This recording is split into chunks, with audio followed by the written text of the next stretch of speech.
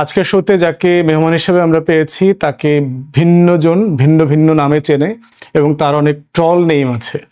তাকে অন্তর্বর্তীকালীন সরকার press secretary হিসেবে দায়িত্ব দিয়েছে প্রধান উপদেষ্টার। কেউ কেউ তাকে মনে করে তিনি আসলে অনেক উপদেষ্টার থেকেও বেশি ক্ষমতাবান। তার বক্তব্যের ব্যাপারে সমালোচনা হচ্ছে, কেউ বোধ করছেন যে তিনি আসলে প্রেস সেক্রেটারির বাইরে গিয়েও অনেক পলিটিক্যাল বিষয়ে কথা বলেন, যে বক্তব্যগুলো আসলে মন্ত্রণালয়ের অথবা উপদেষ্টাদের অথবা ওনার ব্যক্তিগত মত, যেটা উনি রাষ্ট্র আকারে অন্তর্বর্তীকালীন সরকারের উপরে চাপিয়ে দিচ্ছেন। এই ধরনের একটা আলোচিত সমালোচিত রাজনৈতিক অরাজনৈতিক পেশাদার সাংবাদিক যে মানুষটা, সেই মানুষটার নাম হচ্ছে শফিকুল আলম। শফিক ভাই, স্বাগত জানাচ্ছি। Thank you. আপনি কি অন্তর্বর্তীকালীন সরকারের প্রধান উপদেষ্টার প্রেস সেক্রেটারি না আসলে উপদেষ্টা? না, আমি প্রেস সেক্রেটারি।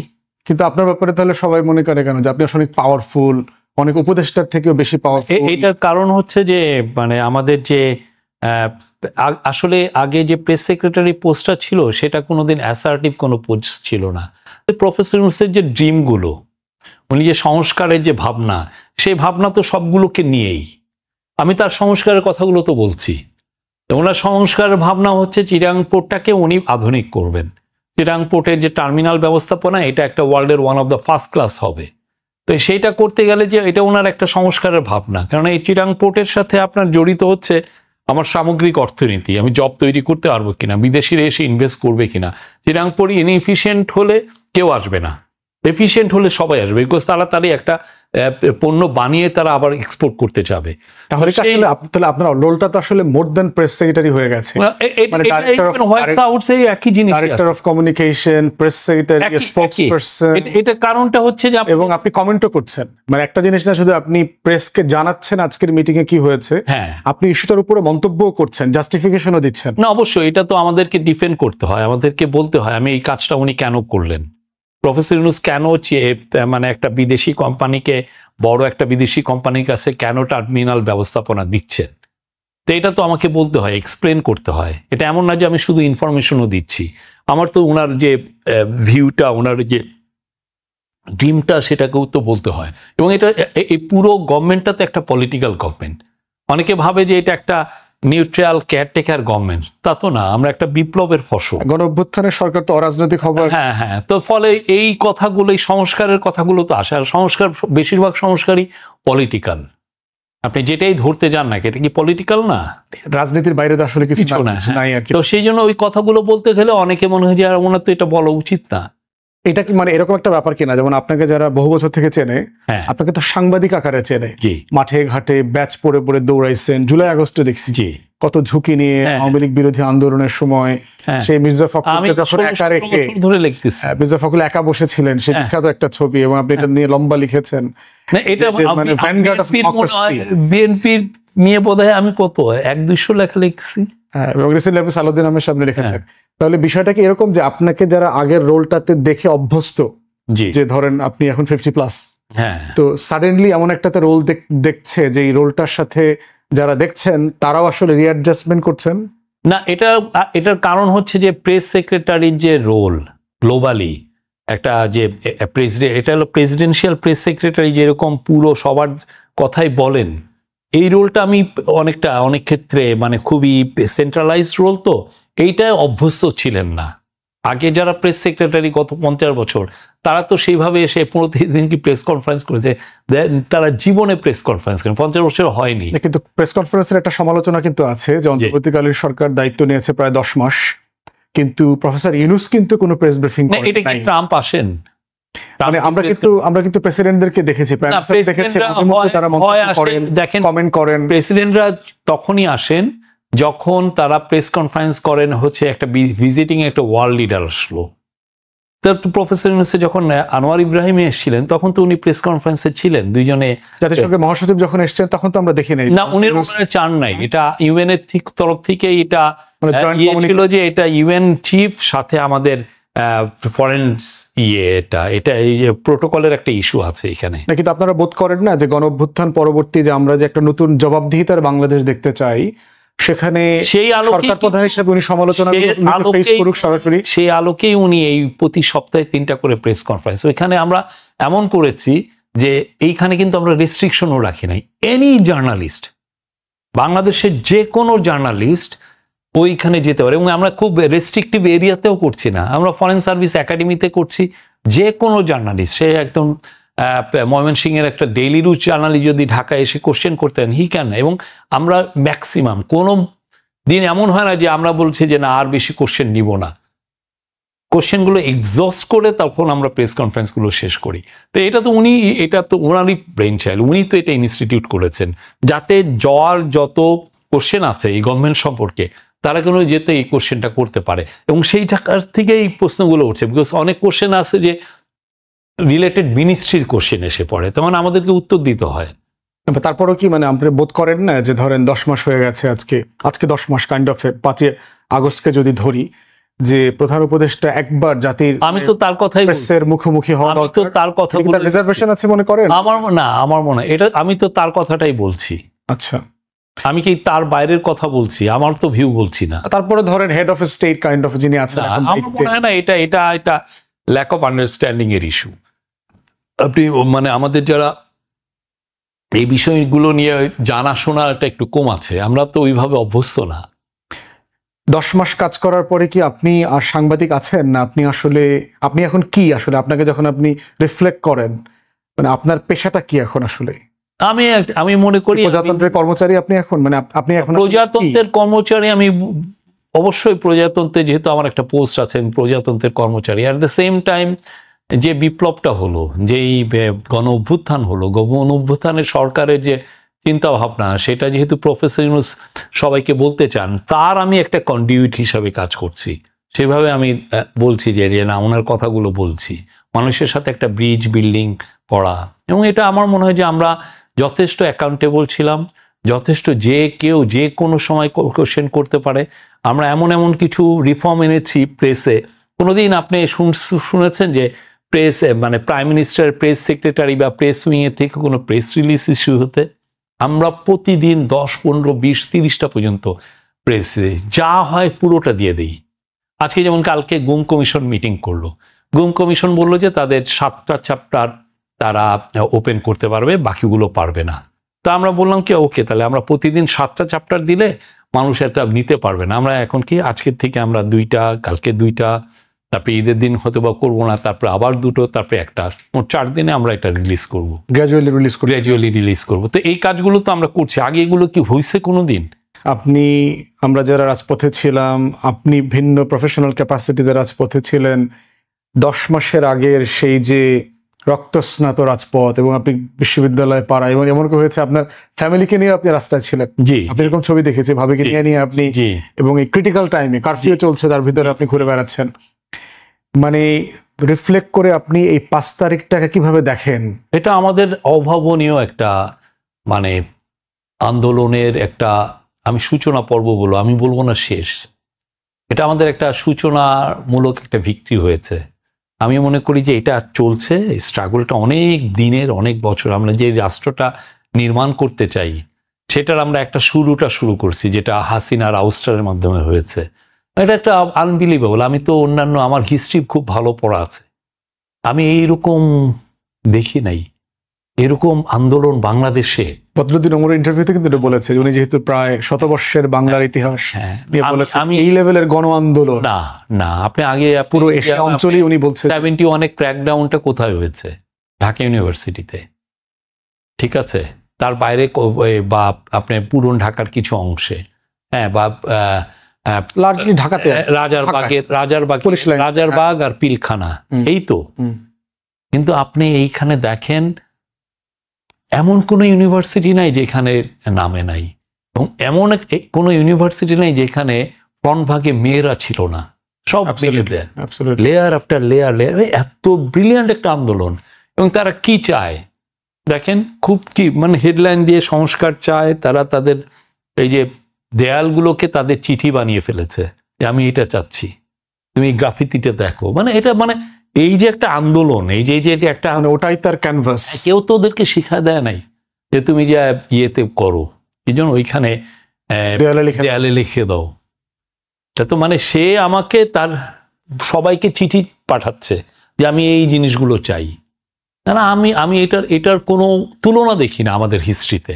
মানে জুন জুলাই আগস্টে পার্টিকুলারলি আপনার এই পেশাদারিত্বের কারণে যে আপনি ঘুরে বেরিয়েছেন, কোনো ঘটনা যেটা আপনাকে প্রচন্ড আপ্লুত করে, এখনো আপনাকে নাড়া দেয়, আপনাকে কাঁপায়া দেয় যে কি দেখলাম? আমি 4 তারিখে একটা আমাদের সামনে ওই যে 4 তারিখে যেটা হয়েছিল যে স্টুডেন্টরা আসলে সত্যিকার অর্থেই তারা গণভবন দিকে যেতে চাচ্ছিল, তারা আস্তে আস্তে এগোচ্ছে। ঢাকা বিশ্ববিদ্যালয় থেকে? ঢাকা বিশ্ববিদ্যালয় থেকে ফার্স্টে ওরা শাহবাগ থেকে তারা বাংলা মোটর, তারপরে আমাদের এই যে আমি তখন কারণ বাজার অফিস ওইখানে থেকে ওরা এগিয়ে ফার্ম গেটের দিকে চলে গেছে। তখন দেখলাম যে পুলিশ ভয় পাচ্ছে যে এরা কি সবাই ইয়েতে আসবে। ক্রাউডটা কত বড় ছিল? ক্রাউডটা বেশি বড় না, বাট ক্রাউড গলির থেকে আস্তে আস্তে বের হচ্ছে। তখন আমি দেখলাম যে একটা ছেলেকে গুলি করলো, এমন হলো যে মাথায় লেগেছে, দূরের থেকে পড়ে গেল। দেখলাম ভয়াবহ জিনিস। এছাড়া তো প্রতিদিনই এগুলো দেখছি। আমার মনে হয়েছে 18 তারিখটা খুবই ইম্পর্টেন্ট। জুলাইয়ের 18 তারিখটা এর মতো ইম্পর্টেন্ট। মানে আমরা দেখেন 17 তারিখে মানে 16 তারিখে তো 6 জন মারা গেল, আবু সাইদ ওয়াসিম মারা গেল। মারা যাওয়ার পর 17 তারিখে ওরা একটা গায়েবানা জানাজা করতে চাইলো, সেটাতে বাধাগ্রস্ত করলো, শেষমেশ করছে। আমি ওইখানে গেছিলাম, আমিও এই ভায়োলেন্সে পড়ে গেছিলাম আমি ঢাকা ইউনিভার্সিটিতে। ফেরার সময় দেখলাম যে কেউ নাই, গায়ে জানাজার 6টা যে কফিন করছিল সেগুলো নিয়ে ওরা চলে গেল। এবং পুলিশের মধ্যে এক ধরনের উল্লাসের একটা খুব তৃপ্তির পাশবিক।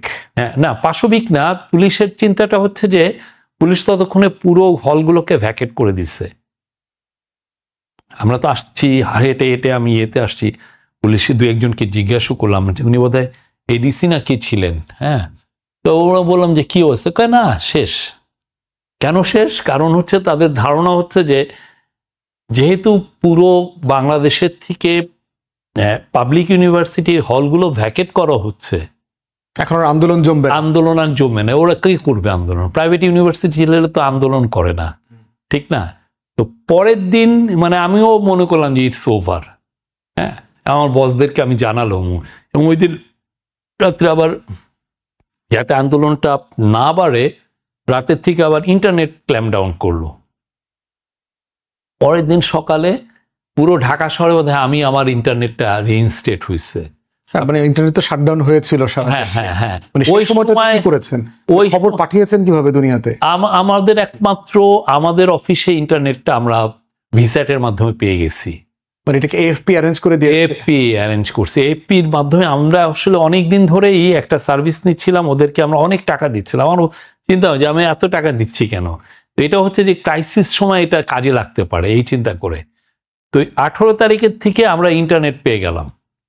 ও আচ্ছা, মানে 1-2 দিন একটু ডিসরাপশন হয়েছে এরকম? না, আমাদের রাত্রের বেলায় একটু ডিসরাপশন হয়েছে। 18 তারিখ সকালে আমি পেয়ে গেছি। ঢাকা শহরে কারো নাই, কোনো টিভি, কোনো নিউজ পেপারের নাই, কারো নাই। টিভিরা পাচ্ছে তাও স্যাটেলাইটের মাধ্যমে, শুধু ভিডিও ফিডগুলো।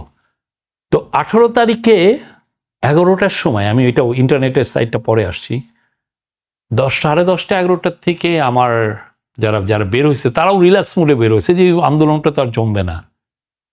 আমাকে ফোন দিচ্ছে যে ব্র্যাকের এখানে ক্ল্যাশ হচ্ছে, উত্তরায় ক্ল্যাশ হচ্ছে, এই এনএসইউর সামনে ওই জায়গাটায় ক্ল্যাশ হচ্ছে, বসুন্ধরা এলাকাতে, বসুন্ধরায় যেটা প্রাইভেট ইউনিভার্সিটি আছে। এবং আমি সোর্সের মাধ্যমে জানলাম হাজার হাজার ছেলে। তখন আমার মনে হয় যে পুরো আন্দোলনটা ন্যাশনাল হয়ে গেল। এবং ইউনিভার্সিটি ভ্যাকেট করার কারণে যেটা হয়েছে, আন্দোলন করা ছেলেমেয়েরা কিন্তু জেলায় উপজেলায় ছড়ায় গেছে।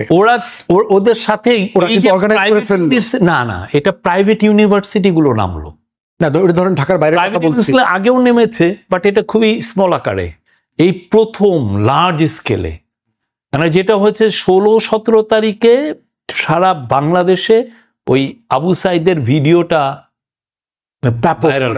গ্লোবালি হয়ে গেছে। ওইটা আরেকটা হচ্ছে যে ছাত্রলীগ যে মেয়েদেরকে পিটাচ্ছে, সেটা ছবিও ভাইরাল হয়েছে। এই যে তার ডিগনিটির জায়গাটাকে আপনি অ্যাটাক করছেন, ফলে হলো কি, এবং আমি রাজাকার বলা হইলো ছেলে মেয়েদেরকে। আমি ডিএমপি রেখে ফোন দিচ্ছিলাম, ডিএমপির যিনি স্পোকসম্যান ছিলেন তখন, উনি বললেন যে 2 লক্ষ ছেলে মেয়ে নামছে। আমি তখন ওই দিন প্রথম জানলাম, মানে ঢাকাতে, শুধু ঢাকায়। এবং তারা লার্জলি প্রাইভেট ইউনিভার্সিটি এবং এলাকায় মহল্লাতে। এটার আরো যেটা জানলাম যে 2-4টা নাগাদ ওদের নন লেথাল যেগুলো উইপেন ছিল সেগুলো সব এক্সস্টেড হয়ে গেছে। 4টার পরে 4:30 5টার সময় যখন যেই উইন্ডেড ভিকটিমগুলো হাসপাতালে যাচ্ছিল এগুলো সব লাইভ রাউন্ডের এবং ওরা সব মারা যাচ্ছিল।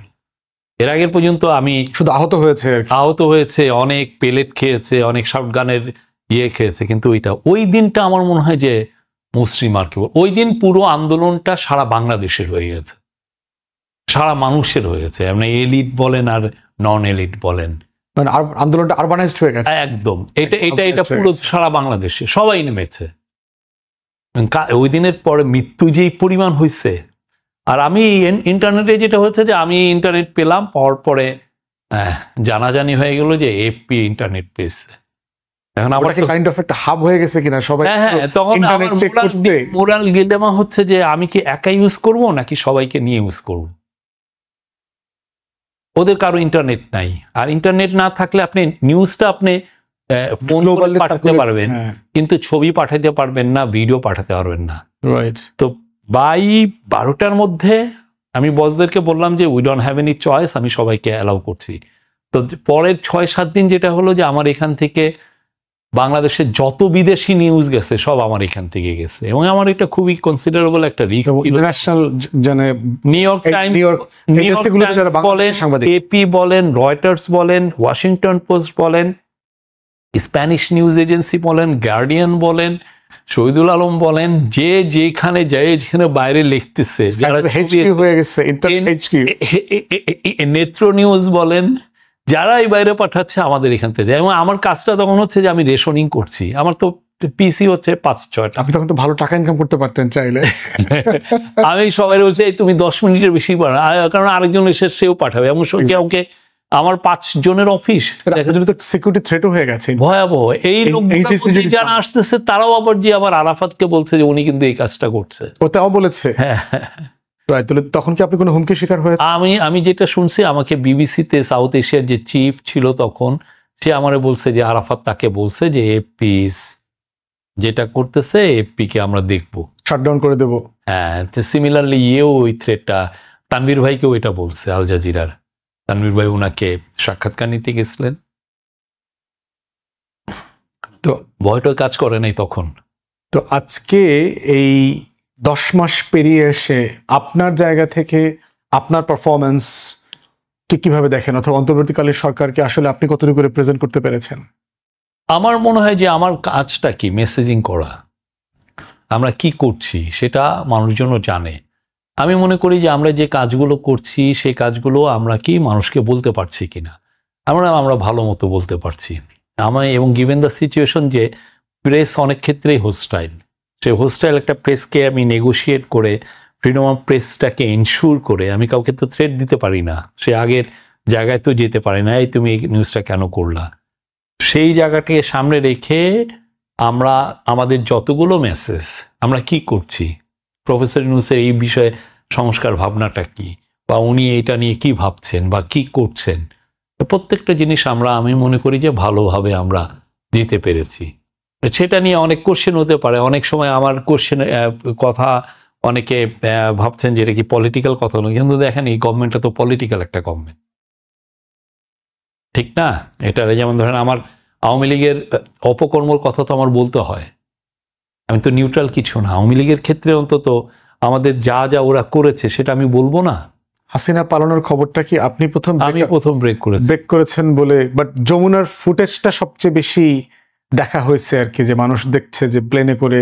না, তারও আগে আরো 1 ঘন্টা আগে ব্রেকআউটের জায়গাটা একটু বলেন, মানে আপনি কিভাবে খবর পেলেন, অথবা আমি আমার হাসিনার ওই ইনার সার্কেলে আমার সোর্স ছিল, একটা সোর্স খুবই স্ট্রং ছিল, তাকে জিজ্ঞেস করলাম, সে বললো যে উনি কিন্তু চলে গেছে মনে হয় বলাতে আমি আর এগোতে পারছি। মানে সেটা কখন? 5 তারিখে?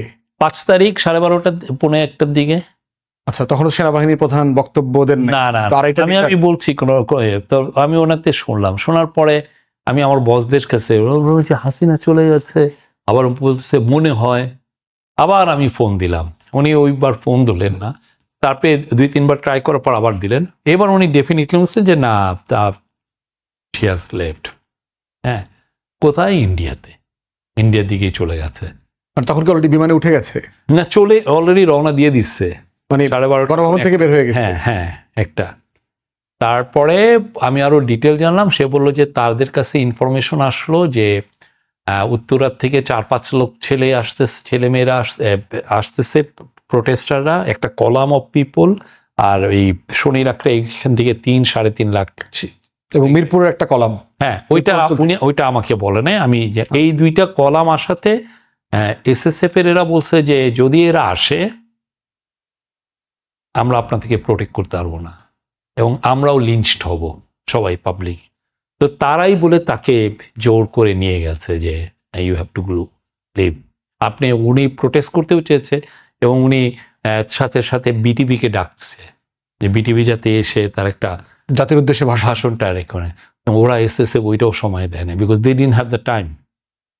তারপরে ওই বাংলাদেশ চায়না যে মৈত্রী হল যেটা আছে, ওইখানে এসে তাদের প্ল্যানটা ছিল যে ক্যান্টনমেন্টের ভিতর দিয়ে একদম কুর্মিটোলায় যে একটা বড় প্লেনে চলে যাবে। ওইখানে শুনলো যে অলরেডি তারা ওই উত্তরা যারা, তারা প্রায় ওই এয়ারপোর্টের ওইখানেও এসে পড়ছে, চলে। হ্যাঁ, তখন আর ওইটা অ্যাবান্ডন করলো, করে তেজগাঁ এয়ারপোর্টে ওরা যে ওইখান থেকে ফ্লাই করছে। কিন্তু কথা হচ্ছে আমার এটা হচ্ছে সিঙ্গেল সোর্স ছিল, এটা একটা আমাদের একটা সমস্যা, নিউজ ব্রেকআউট করা। হ্যাঁ, এবং উনি আবার অ্যানোনিমাস থাকতে চাচ্ছেন, উনি নামটা বলবেন না। তো অ্যানোনিমাস সোর্স, কারণ আমার নিউজটা পুরো পৃথিবী নিবে, এটা বিগ নিউজ। আর অ্যানোনিমাস সোর্সের উপর দিয়ে আমি যদি এটা নিউজ করি, পরে যদি এটা ভুল হয়, আমার অবধারিত 30 বছরের জেল। আমি এমন একটা কাজ করেছি যার ফলে জাতি মানে কান্ট্রি ডিস্টেবিলাইজ হওয়ার মতো। তো আমি আরেকটা সেকেন্ড সোর্স আমরা খুঁজলাম, আমি পেয়ে গেলাম একজনকে, সেও কনফার্ম করলো। তারপরে বসদেরকে জানালাম। বসটা সাধারণত আমার যেহেতু ট্র্যাক রেকর্ডটা, সোর্সিং এর ট্র্যাক রেকর্ড ভালো ছিল, 20 বছর এপিতে আছি, আমার সোর্সিং এর ব্যাপারে তাদের যথেষ্ট কনফিডেন্স ছিল। আমি বললাম, ওরা 10 মিনিট ভাবলো, ওরাও একটা ইন্টারন্যাশনাল কনফারেন্স করলো। 1:15 দিকে আমরা ফার্স্ট দিলাম যে চলে গেছে, সাথে সাথে বাংলাদেশের সবাই নিয়ে নিল। ওরাও একটু ওয়েট করছে, 1:30টার মধ্যে সবাই নিয়ে নিছে। আর এদিক দিয়ে আমি সুরাত এরা এরা পড়তেছি, হ্যাঁ, নিউজ যেন মানে সত্য হয়। এটা আমার মানুষজন সেলিব্রেট করতেছে আশেপাশে, কিন্তু আমার এদিক দিয়ে হচ্ছে। আমার নিউজটা আবার অনেকে ফোন দিচ্ছে ঢাকার থেকে, এই টিভি ওই টিভি, ভাই আপনি এটা দিচ্ছেন, এটা সত্য তো? আপনার সোর্সটা কি? অনেকে জানতে চাচ্ছে। আমি তো সোর্স রিভিল করব না। ঠিক 2টার দিকে আর্মির থেকে একটা বিটিভিতে একটা গেছে যে আর্মি চিফ জাতির উদ্দেশ্যে ভাষণ দিবেন। তখন আমি বুঝলাম যে শি হ্যাজ গান। আমার তখন তাহলে ওই যে আপনার একটা ফুটেজ আমরা প্রচুর দেখেছি যে বিমানে উঠতেছে, গাড়ি থেকে নেমে, যে ফুটেজটা, এই ফুটেজটা আসলে কোন সময়টার? মানে এটা আমার মনে হয়, যেহেতু আপনি বলছেন আপনি 12টা সময়টা আপনি জেনে গেছেন, 1:15 দিকে। আচ্ছা, তো এর আগেও 1-2 দিন আগের ব্যাপারে আমরা জেনেছি যে সেনাপ্রধান, 3 বাহিনী প্রধান মিলে নাকি ওনাকে বোঝানোর চেষ্টা করা হচ্ছে 3-4 তারিখে, এবং সেনাবাহিনী প্রধানের সাথে। এটা আমি পরবর্তীতে বই লিখলে এটা নিয়ে বলতে পারবো, এখন আর এটা নিয়ে বলতে চাচ্ছি না। রাইট, ইন্টারিম অ্যাডমিনিস্ট্রেশন সম্পর্কে, এবং প্রফেসর ইউনূস যেহেতু এটার কেন্দ্রবিন্দু এবং আপনি খুব ক্লোজলি তার সাথে কাজ করছেন, প্রফেসর ইউনূস সম্পর্কে একটু বলেন। মানে তার তো কিছু টাইটেল আমরা জানি, যে অনেক ফিলান্থ্রপিস্ট, গ্লোবালি উনি একটা, ওনার মধ্যে আমি লোভ কোনো জিনিস পাই নেই। একটা লিডার, আমি তো দূরে ছিলাম, ওনাকে আমি আগে বাইরের থেকে দেখেছি। উনি আমার জার্নালিজমের সাথে পরিচিত ছিলেন বলে উনি আমাকে ইনভাইট করেছেন যে to be part of his administration. তা আমি এসে ওনার মধ্যে কোনো ধরনের, এবং উনি অসম্ভব একটা মানে কষ্ট করতে পারেন, খাটতে পারেন, মানে সারাদিন ধরে, বয়সের তুলনায় ডিসপ্রপোর্শনেটলি পরিশ্রমী মানুষ। একদমই, ওনার মানে একটা হালকা রসাত্মক যে আলাপ করবে সেটা না, সারাক্ষণই কাজ, এই মিনিস্ট্রির কাজ, ওই মিনিস্ট্রির কাজ, এই বিষয়ে কি হলো, ওইটার ফলো আপ করো। কোনোদিন মনে হয় না, ইভেন আমরা যখন বাইরে যাই সকালের থেকে 9টার থেকেই সাধারণত মিটিং দেওয়া শুরু হয়ে যায়, কোনো দিন 8:30, 8টাও হয়। দিয়ে তারপরে যদি দেখা যায় যে আধা ঘন্টা একটু ব্রেকের টাইম উনি চেষ্টা করেন যে ওই সময় আর একটা মিটিং সেট আপ করা যায় কিনা আশেপাশে এমন ইয়ে। তো ওনার আমি কোনোদিন এটা দেখি না। আর খুবই জাতির প্রতি ভাবনা, মানুষের বিশেষ করে গরিব মানুষকে নিয়ে ওনার ভাবনা, এটা অ্যামেজিং। তারপরে হচ্ছে যে যেমন ধরেন ওনার কোনো প্রাইভেট কোনো অ্যাসেট নাই, ইভেন একটা গাড়িরও মালিক না।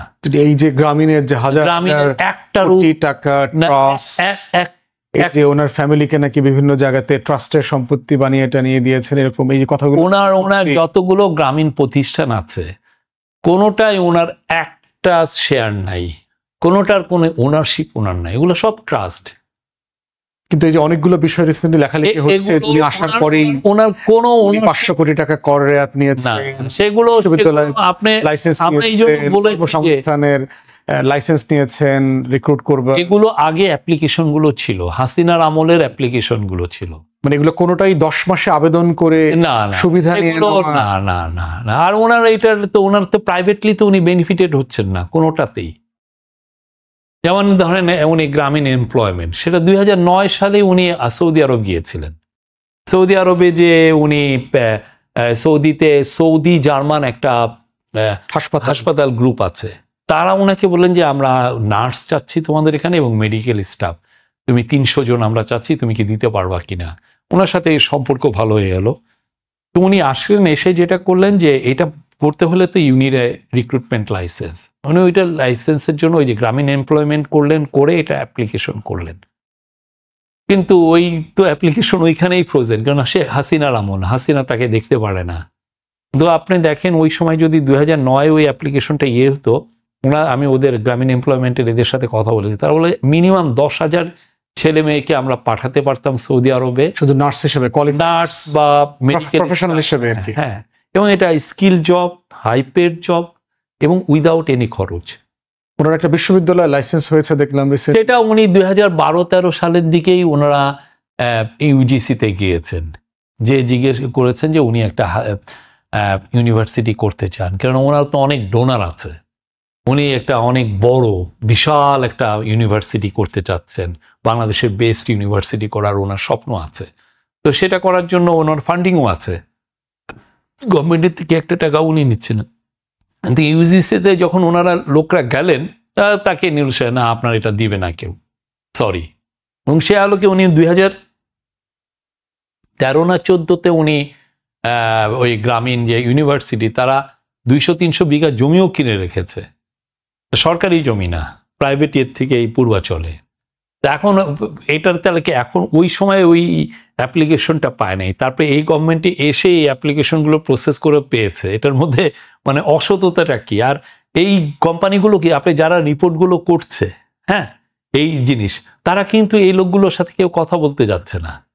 আপনার গ্রামীণ এমপ্লয়মেন্টে যান, যে জিজ্ঞেস বক্তব্য নেন, বা গ্রামীণ ইয়েতে যান, ওইখানে আপনার দেখেন যে কোনো ধরনের কোনো ইনফ্লুয়েন্স করছে কিনা। আর আরেকটা কথা হচ্ছে, উনি তো পার্সোনালি কোনোখান থেকে বেনিফিট নিচ্ছেন না, এগুলা সব ট্রাস্ট, ওই যে আর্টিকেল সেকশন 28 এর মাধ্যমে কোম্পানির লয়ের। এবং একটা জায়গাতে পড়েছি যে ওনার পৈতৃক সূত্রে যে জমি টমি পেয়েছেন, এগুলো নাকি উনি দান করে দিয়েছেন। ওনার কোনো প্রাইভেট প্রপার্টি নেই, এবং ওনার মেয়ে যে 2জন মেয়ে আছে, তাদেরকে উনি কিছু দিয়ে যান নেই।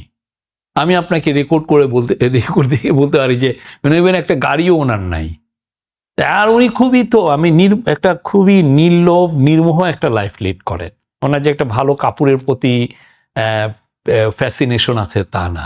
যেমন আমরা বলি, আমরা ইয়েতে কাতারের থেকে ডিসাইড করা হলো যে আমরা ইয়েতে যাব, কি যেন এই রোমে পোপ ফ্রান্সিসের ফিউনারালে উনি ইনভাইট পেয়েছেন। উনি পোপ ফ্রান্সিস, আপনাদের স্কেজুয়াল ছিল না সম্ভবত, হুট করে আপনারা ইয়ে করেছেন আর কি। তো এখন ওইখানে যে গেলে ওনার যেটা হয়েছে যে ওনার গ্রামীণ চেকের কাপড় পরে ওনার কালো কাপড় নেই।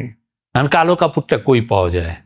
আমরা গিয়ে মার্কেটে পাঠানো হলো, মার্কেটে যাই দেখে প্রিন্স কোট গুলো আছে, যেগুলো ওই যে টিউনিকের মতো প্রিন্স কোট, বাট এগুলো যদি হাই $5,000-6,000 করে, তো সেটা তো উনি পড়বে না। তো বড় যেটা হলো যে আমরা একটা ওই থান কাপড়ের মতো কালো একটা কাপড় কিনে একটা পাঞ্জাবির মতো কুর্তা বানানো হলো। ওইটা ওখানে তখন বানানো হয়েছে? হ্যাঁ, ওইখানে বানানো হয়েছে। এটা এই সাউথ এশিয়ারই একজন টেইলার বানায় দিচ্ছে।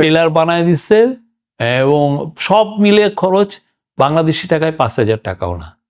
আচ্ছা, আমরা ওইটা মানে খুব মানে সারপ্রাইজিং দেখছি। নরমালি তাকে তো এই রঙের কাপড়ে আমরা কখনো দেখিনি, আপনাকেও দেখছি আপনি কালো স্যুট পরা আছেন। আমার ফরচুনেটলি একটা কালো ছিল, ওনার তো ওইটা নাই। তো এখন সফরে গেলে মানে প্রস্তুতি নিয়ে যাইতে হবে, যদি কেউ মারা যায় তাহলে তো একটা কালো কাপড় রাখতে হবে সাথে করে আর কি। না, এটা মানে উনি তো ইচ্ছা করে সরকারি কফার থেকে ধরেন $5,000 দিয়ে একটা খুব ভালো একটা পশ একটা রাষ্ট্রের তো বরাদ্দ আছে এগুলো করবার জন্য, রাষ্ট্রের বরাদ্দ আছে বাংলাদেশে। উনি তো এটা আমি বললাম তো ওনার এই জায়গাটায় আমি ইউনিক, আমি ওনাকে যা দেখেছি। আর একটা হচ্ছে যে আমি অনেক লোকের সাথে মিশেছি যারা মানে যে লোকটা একটা পাবলিক পার্সোনা, যেটা খুব ভালো কয়দিন পরে যখন আপনি ভিতরে যে মিশেন তখন বুঝেন যে না, এই লোকটা হিপোক্রেট মনে হয় না, তার কথা বাইরে থেকে তো ভালো মনে হচ্ছে, বাইরে এসে সে যেভাবে ক্রাফটিং করে তার পিআর ইমেজটা, তার ভিতরের ইমেজটা খুবই কদর্য। ওনার ক্ষেত্রে আমি এটা দেখি নাই একদমই। উনি বাইরের ভিতরের আমার সাথে যে একটা কথা বলে আরেকজনের কাছে যে আরেকটা কথা বলছেন তা না, খুবই ট্রান্সপারেন্ট, খুবই এই বিষয়ে একদম মানে আমি বলবো যে উনি আপনি প্রাইভেট যাইটা বাইরে দেখেন, ভিতরে উনি একই মানুষ। এবং ওনার সাথে তো প্রচুর সফর করেন আপনারা। আপনি যেহেতু প্রেস সেক্রেটারি, আপনি তো অনেক গুরুত্বপূর্ণ মিটিং এ পাশে থাকতেন, হেড অফ স্টেটদের সাথে যে মিটিং করেন, এই মিটিং গুলোকে দেখে কি মনে হয়েছে যে মানে বাংলাদেশের ইন্টারেস্টকে তুলে? ওনার মতো প্যাট্রিয়ট আমি পাই নাই। মানে কোনো ইনসিডেন্ট কি আছে যেটা শেয়ার করতে পারবেন কোন হেড অফ স্টেটের সাথে? মানে কি ধরনের জিনিসকে মনে হয়েছে এক্সক্লুসিভলি বাংলাদেশকে মানে ইন্টারেস্টটাকে উনি তুলে ধরেছেন? সব সময় প্রত্যেকটা মিটিংয়ে ওনার এই বাংলাদেশে এটা করতে, এটা করো, ওইটা করো, ওই জায়গাটা করো। এবং যেটা হয় যে ওনাকে তো একটা রানিং নোট দেওয়া হয় যখন বায়োলেটারাল মিটিংগুলো হয়, তো উনি যেটা করেন যে রানিং নোটটা তো পড়ছেনই, আপনি যখন যাবেন এটা তো একটা খুবই স্ট্রাকচার্ড একটা মিটিং হয়। ওই স্ট্রাকচার মিটিংয়ের মধ্যে উনি জিনিসটাকে পার্সোনালাইজ করে ফেলেন। ওইটা থাকে, তাতে হয় কি হৃদ্যতাটা বেড়ে যায়। তখন উনি বলতে পারেন, শি জিনপিংকে বলতেছেন যে তুমি কিন্তু তোমার ইনভেস্টরদেরকে বাংলাদেশে পাঠাবা, মানে দাবি দরদ, হ্যাঁ দরদ, হ্যাঁ, বা একটা বিদেশি তুমি কিন্তু এটা করবে। আমি একটা উদাহরণ দিই, তার সাথে তো আগেও তার পরিচয় ছিল। হ্যাঁ, মানে Xi Jinping head of state না, যখন ফুজিয়ান প্রভিন্সের উনি ছিলেন, গভর্নর ছিলেন, তখন মাইক্রো ক্রেডিট নিয়ে কাজ করেছিলেন।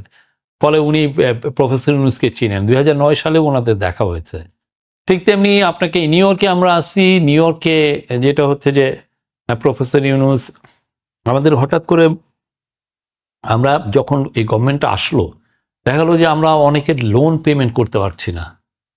ফার্টিলাইজারের টাকা দিতে গেলে এলএনজির টাকা দেওয়া যায় না, মানে আপনার তো রিজার্ভের অবস্থা খুব খারাপ, ব্রোকেন ইকোনমি ছিল। হ্যাঁ, তো ওই জায়গায় we need like a massive infusion of cash বা তখন এটা দেখা যাচ্ছে আমরা IMF এর সাথে কথা বলতেছে, IMF বলতেছে যে না, তারা তো যেভাবে টাকা দিবে এটা 2-3 মাস 4 মাস লেগে যাবে। ওয়ার্ল্ড ব্যাংকের সাথে কথা বলতেছেন উনি যে তুমি আমার খুব দ্রুত কিছু টাকা লাগবে। তো ওয়ার্ল্ড ব্যাংকের বললো যে তুমি দাঁড়াও, ওয়ার্ল্ড ব্যাংকের যে অজয় বাঙ্গা, ওনাকে চিনেন, ওনার সাথে ভালো খাতির, আগে মাস্টার কার্ডের উনি প্রধান ছিলেন। অজয় বাঙ্গা কিছু ওনার যে পলিসি সেটা ইন্ট্রোডিউসও করার চেষ্টা করেছিলেন। তো অজয় বাঙ্গা ওনাকে বসিয়ে রেখেই স্ট্যান্ডার্ড চার্টারের প্রধানরে ফোন দিলেন। ফোন দিয়ে বলছেন যে বাংলাদেশে তোমাদের তো ব্রাঞ্চ আছে, তোমরা কি বাংলাদেশকে এই কিছু মানে শর্ট টার্ম কিছু লেন্ডিং করতে পারবা কিনা, $কয়েকশো মিলিয়ন, আমরা যাতে আমাদের আউটস্ট্যান্ডিং কিছু ডেট পে করতে পারি খুব দ্রুত। কিন্তু যখন ওনাকে ফোন দেওয়া হচ্ছে, যেটা ওই স্ট্যান্ডার্ড চার্টারের যে সিইও, সে তখন নিউ ইয়র্কের মানে ওই লাগুয়ার্দিয়া এয়ারপোর্টে প্লেনের ভিতরে ঢুকে যাচ্ছে এবং সে ফ্লাই করবে আটলান্টিক, মানে লন্ডনে যাবে। তো ফলে তার সাথে 6-8 ঘন্টায় আর পাওয়া যাচ্ছে না। তখন উনি অজয় বাঙ্গা আবার কি করলেন, HSBCর সিইও কে ফোন দিলেন। HSBC সিইও কে সারু ছিলেন, দুইজনে মিলে কথা বললেন যে HSBC সিইও পরের দিন সকালে আসবেন। এবং পরের দিন ঠিক সকাল 8:20 সময়ে উনি এসে পড়ছেন। সারু রেডি, ওনাদের সাথে কথা হলো। ওইখান থেকে HSBCর সিইও কি ভদ্রলোকের নাম ভুলে গেছি, উনি সাথে সাথে ঢাকায় ফোন দিলেন ওদের যে স্টেশন চিফ, এই বিষয়ে তুমি কি করবে একটু দেখো, উনি আসতেছে, দেশে ফিরলে জাস্ট তার সাথে একটা মিটিং করো। এই যে কাজগুলো, এটা মানে ধরেন অন্য কোনো লিডারের পক্ষে এটা সম্ভব কিনা। এই লেভেলের পার্সোনাল কানেকশনস কনভিন্স করা। এবং একটা বিষয় দেখলাম যে প্রত্যেকটা ট্রানজিটেও দেখলাম আপনারা মিটিং করেন, কোনো হেড অফ স্টেট, কোনো মন্ত্রী, মানে ওই 2 ঘন্টাটা কাজে লাগানো। ওনার একটা জিনিস খুব ব্রিলিয়ান্ট, উনি সময় নষ্ট করেন না।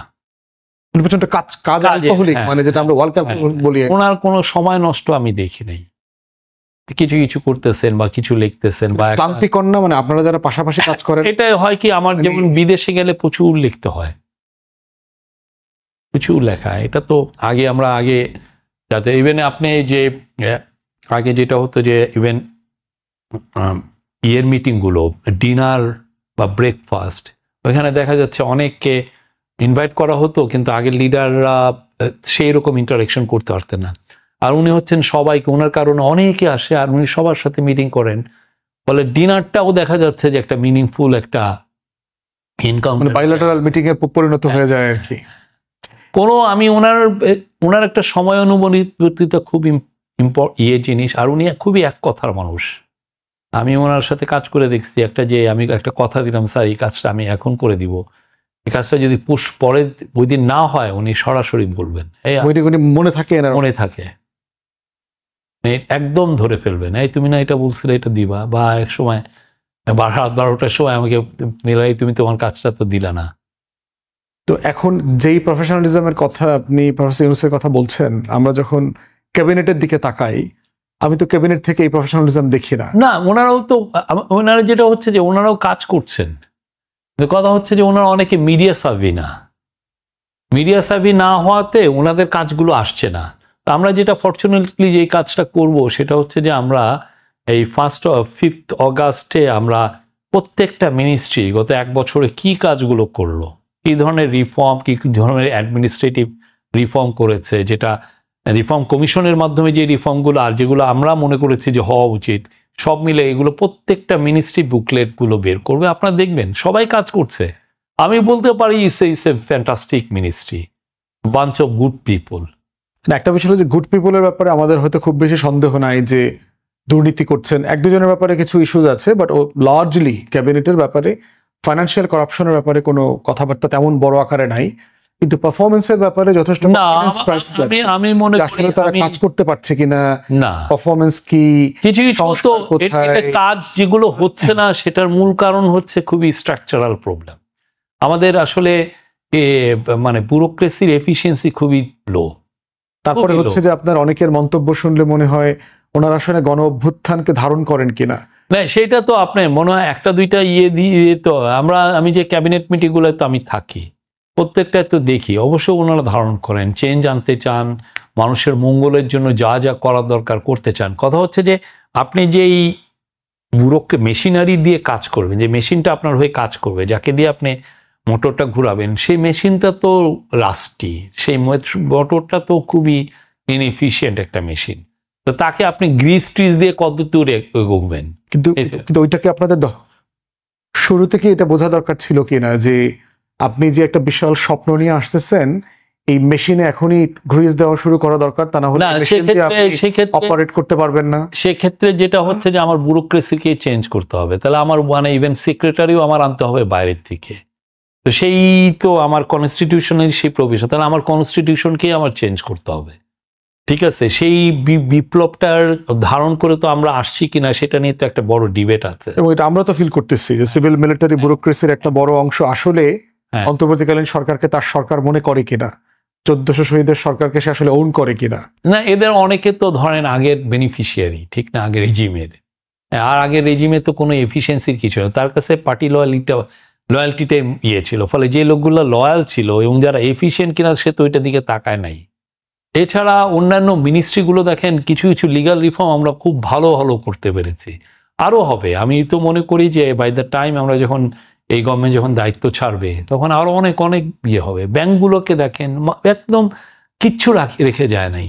আজকেও দেখলাম 5টা ব্যাংককে একীভূত করবার একটা আলোচনা, এছাড়া উপায় তো নাই। আমার তো বাঁচাতে হবে, আমার তো যারা ওইখানে টাকাটা রাখলো তার ডিপোজিটরি ইন্টারেস্টটা তো আমাকে এনশিওর করতে হবে। আপনারা যখন সরকারের ভিতর থেকে নিজেদেরকে দেখেন যে আমরা তো আসলে অনেক কাজ করতেছি, অনেক উপদেষ্টা বলেছে আমরা মধ্যরাত পর্যন্ত কাজ করি, ঘুমাইতে পারছি না, ফেসবুক দেখি না, আর বাহির থেকে যখন আমরা যারা রাজনৈতিক কর্মী আছি আমরা যখন বলছি যে নির্বাচন দেন, ডেডলাইন দেন, আপনি আমাদের তখন কি আপনারা একটা একটা একটা ওয়াল বোধ করেন যে আসলে আপনারা একটা সিনার্জি নাই, মানে রাস্তা এবং গভর্নেন্স দুইটা একসাথে মিলে কাজ করছে না, এরকম ফিল করেন? ফ্রাস্ট্রেশন লাগে? না না, আমার মনে হয় যে আপনাদের এই কথা বলাগুলো জারি থাকা উচিত, না হলে আমরা তো কমপ্লাসেন্ট হয়ে যাই। রাস্তায় আপনি যদি আমাকে না অ্যাকাউন্টেবল করেন, আমার মধ্যে এক ধরনের কমপ্লাসেন্সি নীরবে ঢুকে যাবে, সেটা আমরা চাই না। আপনি অবশ্যই আমাকে দৌড়ের উপর রাখবেন, অবশ্যই আমাকে অ্যাকাউন্টেবল করবেন। এটা একটা পলিটিশিয়ানের কাজ, এটা অ্যাক্টিভিস্টদের কাজ, এটা সব সময় করবে। আমি চিটাং পোর্টটাকে বাইরে এফিশিয়েন্ট একটা অপারেটরের কাছে দিচ্ছি। আই ওয়ান্ট ডিবেট, একটা পজিটিভ নেগেটিভ সবাই ডিবেট করুক।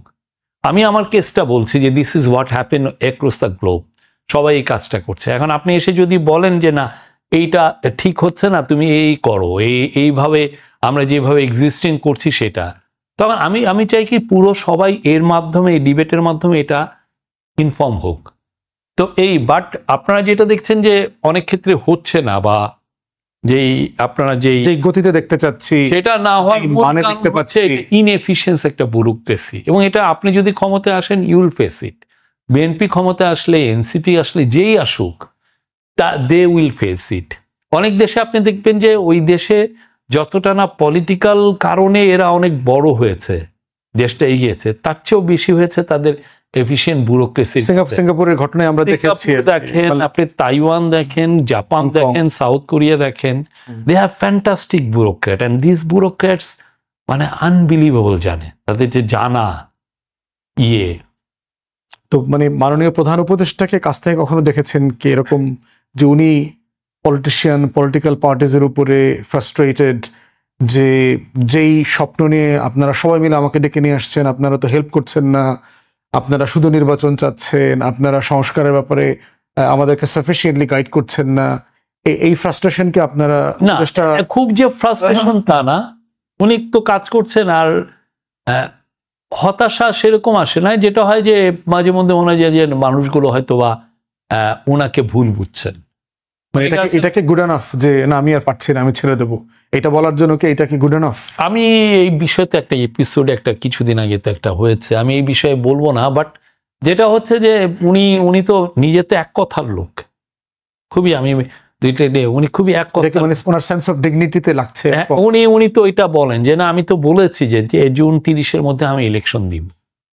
মানুষ এখানে মানে তাকে যে সন্দেহ করছে এই জিনিসটা উনি নিতে পারছেন না। আমাকে সন্দেহ করার কি আছে, আমি তো পাওয়ার গ্র্যাব করতে আসি নাই।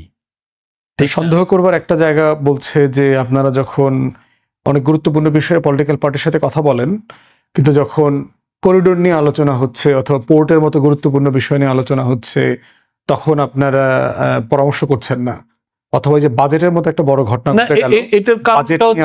কনসালটেশন করেন না। আমরা বিভিন্ন স্টেক হোল্ডারের সাথে কনসালটেশন করেছি, মোটামুটি একটা কনসালটেশন হয়েছে না, কিন্তু বাজেট তো বাস্তবায়ন করবে পলিটিক্যাল গভর্নমেন্ট, কিন্তু পলিটিক্যাল পার্টিজের সাথে আমরা মনে হয় যে এই পুরো জিনিসগুলো যথেষ্ট কনসালটেশনের মধ্যে যায়।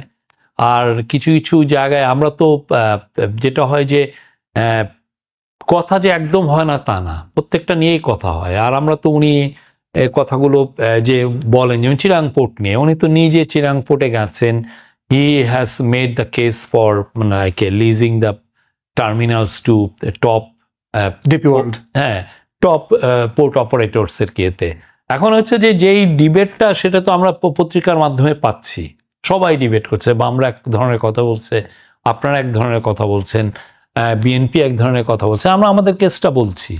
এখন সত্যিকার অর্থে অনেক ক্ষেত্রে যেটা হচ্ছে যে ওনার কথা হচ্ছে যে আমাদের ম্যান্ডেটটা তো খুব ব্রডার একটা ম্যান্ডেটটা মূলত তো তিনটা, একটা হচ্ছে সংস্কার, আর একটা হচ্ছে ট্রায়াল, আর একটা হচ্ছে হলো ইলেকশন। এখন সংস্কারের মধ্যে তো এগুলো পড়ে। আপনি ইকোনমিক সংস্কার করতে গেলে আপনার চিটাং পোর্টে হাত দিতে হবে, এবং এটা তো সম্ভবত বিনিয়োগ সম্মেলন করবার পরে আপনারা আরো বেশি টের পাচ্ছেন, কারণ যারা প্রসপেক্টিভ ইনভেস্টার্স তাদের চ্যালেঞ্জ গুলো তো নিয়ে কথা বলতে আপনি লজিস্টিক্যাল চ্যালেঞ্জ না ওভারকাম করে কেউ বড় হতে পারেনি, সেটা ভিয়েতনাম বলেন, সিঙ্গাপুর বলেন, মালয়েশিয়া বলেন। আপনি একটা কোম্পানি সেক্ষেত্রে একটা কনসালটেশন প্রসেসে আসলে কি বিষয়টা পরবর্তী আমরা উনি তো এটা বলছেন, উনি কিন্তু এইটা পুরো পাবলিকলি মিটিং এ বলছেন। তারপরে তো আমরা তো কথাগুলো পাচ্ছি, আপনারা সবাই তো কমেন্ট করছেন, আমরা তো দেখছি। এবং আমার মনে হয় যে এই জায়গাগুলোতে উনি যে রিফর্মটা করছেন, আপনি তো একটা ব্রডার ম্যান্ডেট দিয়েইছেন ওনাকে। আর উনি তো এমন কিছু না যে এই কাজটা করার কারণে দেশটা পিছিয়ে যাবে। আমরা নিশ্চিত বাংলাদেশের যদি জব গ্রোথ হতে হয়, বাংলাদেশের যদি ম্যাসিভ স্কেলে যদি আমার এক্সপোর্ট গ্রোথ, আমার তো সত্যি কথা মাইন নাই। অনেক পৃথিবীতে কান্ট্রিগুলো বড় লোক হয় কিভাবে? একটা হচ্ছে আপনার খুব ভালো মাইন আছে, খনিজ সম্পদ আছে, আর একটা হচ্ছে আপনি কলোনিয়াল পাওয়ার ছিলেন, শোষণ লুটপাট করেছে, হ্যাঁ, আর একটা হচ্ছে যে আপনি খুব ভালো ট্যুরিস্ট স্পট। এমন একটা কান্ট্রি এখানে প্রচুর এখানে আপনার লোক আছে 3 লক্ষ, যেমন মালদ্বীপের মতো, সেখানে ভিজিট করতে আসছে অ্যানুয়ালি 20 লক্ষ লোক। You are making lot of money. আর লাস্ট যেটা হচ্ছে যে আপনার গ্রোথটা হয় হচ্ছে এক্সপোর্ট লেড গ্রোথ। আপনার প্রচুর লোক আছে, আপনি চিপ ম্যানুফ্যাকচারিং করতে পারবেন এবং এটাকে প্রচুর বাইরে আপনি পাঠিয়ে, এই যে আপনার এক্সপোর্ট লেড গ্রোথ, এটা পুরো সাউথ ইস্ট এশিয়ায় সবাই এই কাজটাই করেছে। এইটা করতে গেলে প্রাইমারি শর্ত হচ্ছে যে আপনার পোর্টটাকে আপনার এফিশিয়েন্ট, অবকাঠামোগুলোকে, কেননা সে তো যে আসবে, যে বানাবে, সে যেমন ধরেন একটা কোম্পানি এসে 10 কোটি মোবাইল ফোন আমার এখান থেকে শিপমেন্ট করবে, আমি 10 কোটি মোবাইল ফোন সে 10 দিনে শিপমেন্ট করতে চায়, আমার সেই অবকাঠামোটা আছে কিনা, আমার লজিস্টিক্যাল চ্যালেঞ্জগুলো আমি মিট করতে পারছি কিনা। আর চিটাগাং তো আপনি জানেন বছরের পর বছর এটাকে চিটাগাং বেসড মাফিয়া গ্রুপগুলো এটাকে নিয়ন্ত্রণ করেছে, গোষ্ঠী স্বার্থ উদ্ধার হয়েছে এট দ্য কস্ট অফ পুরো সারা দেশের মানুষের ইকোনমিতে। 3-4টা লোক বড় লোক হয়েছে চিটাগাং পোর্টটাকে ক্যাপচার করে, 3-4টা, 10টা, 15, 20টা, মনে হয় 100টা। কিন্তু আপনি গরিব রাখছেন কত লোককে? আপনি পুরো দেশকে গরিব রাখছেন, পুরো দেশকে বঞ্চিত করে, 16-17 কোটি লোককে বঞ্চিত করে আপনি 3টা লোক বড় লোক হয়েছে। তো সেই জায়গাতে তো আসলে উনি তো ওনার কেসটা বলেছেন। এবং এটা এমন না যে আপনি এই জিনিসটা এমন না যে আপনি জানতে পারছেন না, আপনি চ্যাট জিপিটিতে যান, আপনি পোর্টে বাইরের দেশে কি 400-500 পোর্ট আছে, তার মধ্যে সবগুলো পোর্টই ফরেন অপারেটররাই ইয়ে করে, ইভেন আমেরিকায় করে, ইন্ডিয়ায় করে, মালয়েশিয়ায় করে, এবং ভিয়েতনাম যারা বামপন্থী দেশ, সেখানে সবগুলো বেশিরভাগ পোর্টই বিদেশিরা অপারেট করে। এখন কর্মসংস্থানের ব্যাপারে তো কর্মসংস্থান আর বিদেশি বিনিয়োগ তো একটা ট্যাগ করা জিনিস। জি, বিনিয়োগ সম্মেলন হয়ে গেছে, বিডার পক্ষ থেকে খুবই আশাবাদী প্রসপেক্ট তৈরি হচ্ছে, কিন্তু জিডিপির রেটের ব্যাপারে তো বলা হচ্ছে যে আমরা এখনো 3.97 কারেন্ট ফাইন্যান্সিয়াল ইয়ারে, নেক্সট ইয়ারে হয়তো এটা 5 ছুঁই করতে পারে আর কি। কর্মসংস্থান কি আসলে বাড়ছে, অথবা আপনাদের আমরা মনে করছি 4% গ্রোথ, আমরা তো ফিগার ম্যানিপুলেট করছি না, কিন্তু সংশোধন কি করছেন? আপনাদের বাজেটের যে রিসেন্ট বাজেট দেওয়া হয়েছে, প্রিটি আওয়ামী লীগের আমলকার যে স্ট্যাটিস্টিক্স এবং ডেটা, এই ডেটাকে বেস করে তো দেখলাম যে সংশোধন করা যায় তা না। আমরা যেটা করেছি, আমরা এসে বিএসএস এর, এটা একটা খুব ইম্পর্টেন্ট একটা রিফর্ম হয়েছে, বাংলাদেশ ব্যুরো অফ স্ট্যাটিস্টিক্সকে আমরা ফুল অটোনমি দিয়েছি, সে তার মতো স্ট্যাটি, আমরা কোনো ইন্টারভেন করব না। আমি বলবো না যে তুমি এই জিনিসগুলোর দাম কমিয়ে তুমি ইনফ্লেশন ডাটাটা অ্যাডজাস্ট করো, বা আমি খুব বলবো না আপনি শেখ হাসিনার আমলে আপনার কোনো ইয়ারে এক্সপোর্টের ফিগার $12 বিলিয়ন বেশি দেখানো হয়েছে, এবং বাংলাদেশ ব্যাংকের সাথে এনবিআর এর তথ্য মিলছে না। আমরা কারেকশনটা কি করছেন কিনা আপনারা? স্ট্যাটিস্টিক্স অ্যামেন্ড না করলে আমরা সবাইকে বলেছি আপনারা দেখেন, আপনারা চেক করেন, আমরা ফুল অটোনমি বিবিএস কে দেওয়া হয়েছে যে আমরা কি ভুল কথা বলছি কিনা। সেটা তো সেন্সাস দিয়ে শুরু করতে হবে। আমাদের যে জনসংখ্যা বলা হচ্ছে 17 কোটি, কিন্তু স্কুল এনরোলমেন্ট, মৃত্যুর হার, একটা পলিটিক্যাল গভর্নমেন্ট এসে, আর আমরা যেহেতু 10 বছর পরে করি, এখন কত 2025 যাচ্ছে, আমরা 2031-এ একটা করতে পারবো, তখন হয়তো দেখা যাবে। বাজেটে আর একটা কনসার্ন যেটা আমাদের পক্ষ থেকে আমরা রেজ করেছি, সেটা হচ্ছে এলডিসি গ্রাজুয়েশন। হ্যাঁ, যে আগামী বছর নভেম্বরে যেটা ডেট সেট করা আছে, ব্যবসায়ী থেকে স্টেক হোল্ডাররা সবাই মত করছে, ব্যবসায়ীদের কথা শুনলে যে দেশ চ্যালেঞ্জের মুখে পড়বে। এগুলো ওরা, আপনি কি 2005-এ দেশে ছিলেন? না, দেশ ছিল 2004-এ এরকম কথা উঠছিল যে আমরা যদি যখন কোটা সিস্টেমটা অ্যাবলিশ হবে, আপনি জানেন 2004-এর ডিসেম্বরের 31 তারিখ পর্যন্ত আমরা গার্মেন্টসে কোটা পেতাম আমেরিকার মার্কেটে, আমেরিকার মার্কেটে। জিএসপি ফ্যাসিলিটি আমরা এখনো ইউরোপে পাচ্ছি। হ্যাঁ হ্যাঁ, তো ফলে ওই কোটা সিস্টেমটা পুরো অ্যাবলিশ হয়ে গেল। এবং তখন যে এই ডুমসডে সিনারিও যেভাবে সবাই পেইন্ট করলেন, including some of the so called think tank, এবং অর্থনীতিবিদরাও তারা বললেন যে গার্মেন্টসের মেয়েরা রাস্তায় রাস্তায় দাঁড়িয়ে থাকবে, বাজে কথা বললেন। হ্যাঁ, সেই জায়গায় আমরা 2005-এ যখন ইয়েতে গেলাম, আমরা তো থ্রাইভ করেছি, বুম হয়েছে। এবং আমরাও মনে করি আমরা যে এলডিসি গ্র্যাজুয়েশন, প্রফেসর ইউনূস এটা সিরিজ আকারে উনি কনসালটেশন করেছেন। কিন্তু যেই আওয়ামী আমলের তথ্যের উপরে ভিত্তি করে পরিসংখ্যান ব্যুরো, ওগুলো আমরা দেখেছি, মানে ফ্র্যাকচার, আমরা ওগুলো প্রত্যেকটা জিনিস দেখেছি। এবং আমি আপনাকে বলতে পারি, উনি তো একজন টপ ইকোনমিস্ট, আমি এটা বলতে পারি উই উইল বেনিফিট। তারপরে যে আমাদের $2800 মাথাপিছু আয়, মানে এটা তো প্র্যাকটিক্যালি মানে জীবনযাত্রা দেখে তো মনে হচ্ছে না আর কি, এটা তো এখন লুটেরা একটা অলিগার্কি। আমি তো পিছনে আমি ইন্টারপোলেট করে আমি যে এটাকে অ্যাডজাস্ট করব, এটা অনেক ক্ষেত্রে ডিফিকাল্ট হয়ে যায়। 1-2 বছর পুরনোটা করা যায়।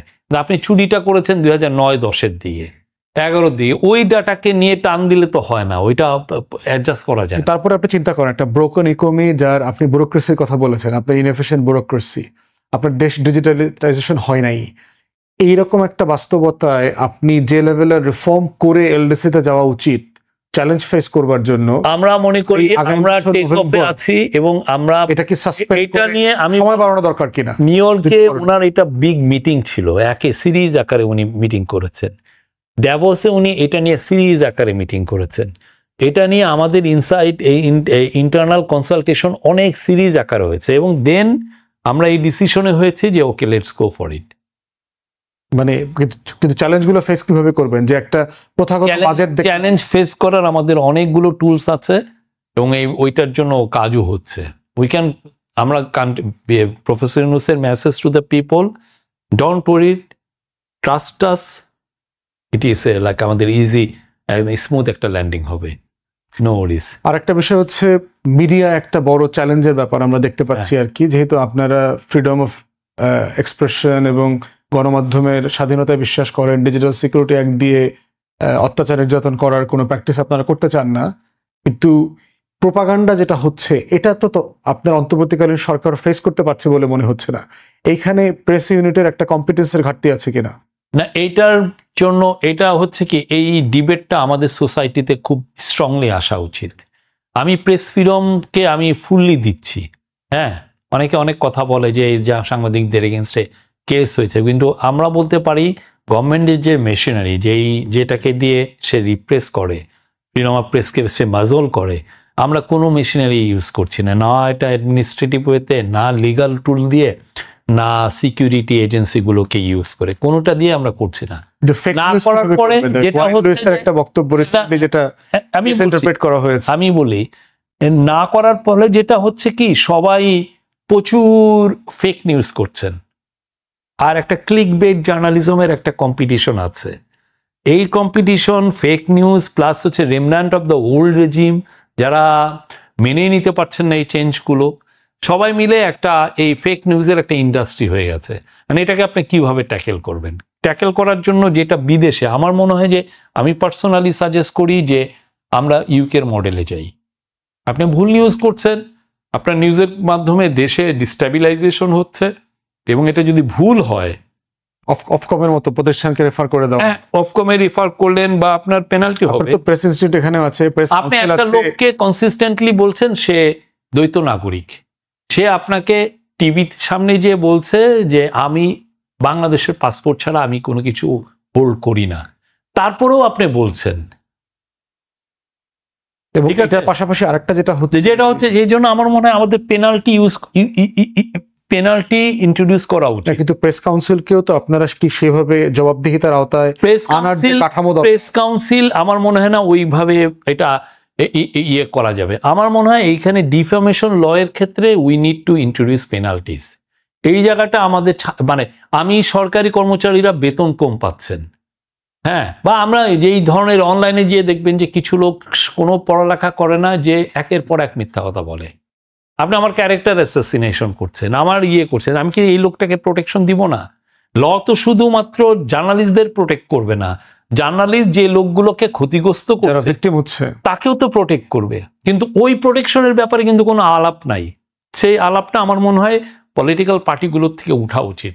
এই জন্য, কারণ হলে হচ্ছে যে অনলাইনে এখন যে এভাবে নিউজগুলো ডিসিমিনেট হয়, অনেকটা হলো ভিডিওর মাধ্যমে হয়। ভিডিওর মাধ্যমে আপনি এসে একের পর এক মিথ্যা, উনি খ্রিস্টান হয়ে গেছেন, উনি হয়ে গেছেন, হ্যাঁ ক্লোজেটেড গাই, উনি এই দেশের টাকা মেরে বিদেশ থেকে মাফলার কিনে নিয়ে আসতেছে। হ্যাঁ, একটা লোকের এগেনস্টে আপনি একের পর এক কথা বলতেন, তার তো সোশ্যাল স্ট্যান্ডিং আছে, সোশ্যাল ইমেজ আছে, তাকে আপনি কিভাবে প্রোটেক্ট করবেন? এই জায়গাগুলো, এই আওয়াজগুলো নাই। এটা যদি আপনি ইন্ট্রোডিউস করেন, আমার মনে হয় জার্নালিজম।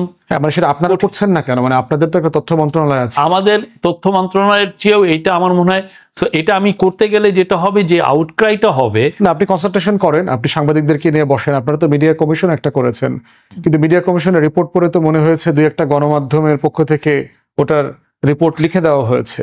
খুব ওয়াইড রেঞ্জের মিডিয়া আমি জানি না, বাট আমি পার্সোনালি মনে করি আমরা ইদানিং এটাই, কারণ আমরা কালকে দেখেন সকালে আমরা একটা মিথ্যা নিউজ পেলাম, রাত্রে, এবং গোয়েন লুইসের বক্তব্যটাই তো মানে আপনি ট্রান্সলেশনও জানেন না। মানে রীতিমতো আমি ইংলিশটা শুনি তো আমি সারপ্রাইজড হয়েছি যে আপনি ট্রান্সলেশন জানেন না, এবং যারা এটা করছে তারা বোধারও করছে না যে এটাকে রিমুভ করতে হবে অনলাইন থেকে।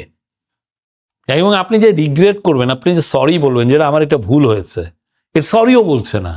এবং আরেকটা জিনিস আমরা কনসিস্টেন্টলি দেখতে পাচ্ছি যে ইন্ডিয়ান মিসইনফরমেশন ডিসইনফরমেশন ক্যাম্পেইন, এবং আমরা বারবার ফিল করেছি যে অন্তর্বর্তীকালীন সরকার এটাকে মানে কোহেরেন্টলি ইন্টারন্যাশনালি ফেস করার যে এফোর্ট, এটার ঘাটতি আমরা দেখেছি, পার্টিকুলারলি ইন ইংলিশ।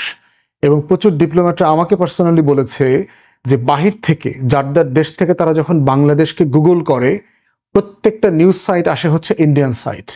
বাংলাদেশ থেকে তারা কোনো ইনফরমেশন, এটা হচ্ছে ওই যে গুগলের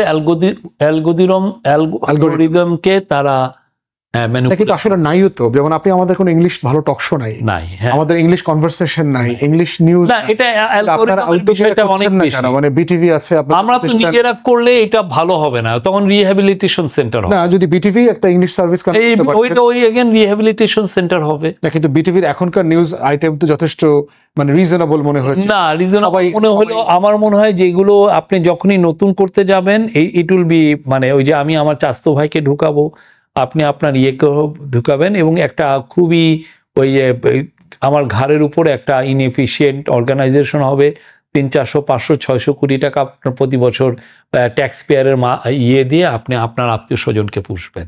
এগুলো হচ্ছে আমার মনে হয় যে লেট প্রাইভেট সেক্টর এটা সামনে আসুক, তারা করুক। আমি যাতে একটা এনাবলিং এনভায়রনমেন্ট দিতে পারি, একটা লেভেল প্লেইং ফিল্ড সবাইকে দিতে পারি, একটা কম্পিটিটিভ অ্যাটমসফিয়ার যদি থাকে, এটা বেটার।